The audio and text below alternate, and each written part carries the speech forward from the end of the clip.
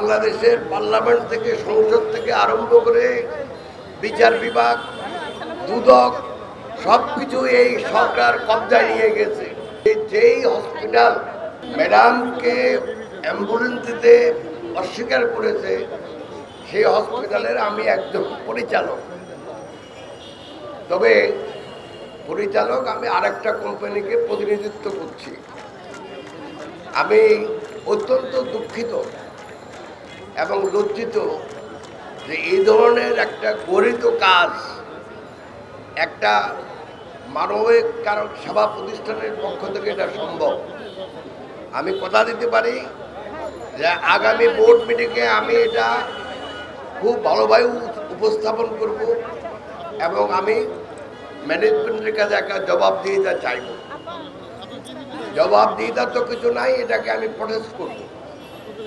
তবে যদি আমরা অন্যদিকে যাই, বাংলাদেশের আজকাল প্রতিটি প্রতিষ্ঠান, সেটা শিক্ষা প্রতিষ্ঠান হোক, সেটা হসপিটাল হোক, যে কোনো প্রতিষ্ঠান ধরেন, একদম বাংলাদেশের পার্লামেন্ট থেকে সংসদ থেকে আরম্ভ করে বিচার বিভাগ দুদক সবকিছু এই সরকার কবজায় নিয়ে গেছে। বিশ্বমানের থার্মিক্স রড, সালাম স্টিল থার্মিক্স, দেশের একমাত্র থার্মিক্স রড।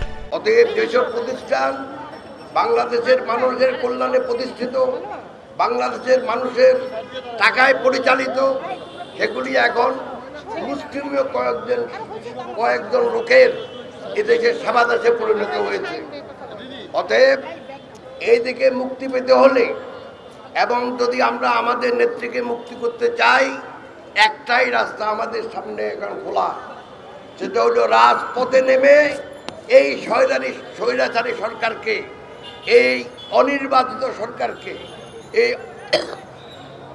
এই অবৈধ সরকারকে উৎখাত করা। পতন কথাটাও ঠিক না, এদেরকে উৎখাত যদি না করি তাহলে এদেশের জনগণের সুখ শান্তি কোনোদিন আসবে না। কোনোদিন তাদের অধিকারগুলো, সেটা সাংবিধানিক হোক, আইনগত হোক, প্রতিষ্ঠান হোক, যে কোনো প্রতিষ্ঠান কোনোদিন আর মানুষের কল্যাণে কাজ করবে না। অতএব আমাদের কর্তব্য হলো এখন সবাই একত্রে রাজপথে নেমে এই সরকারকে উৎখাত করা।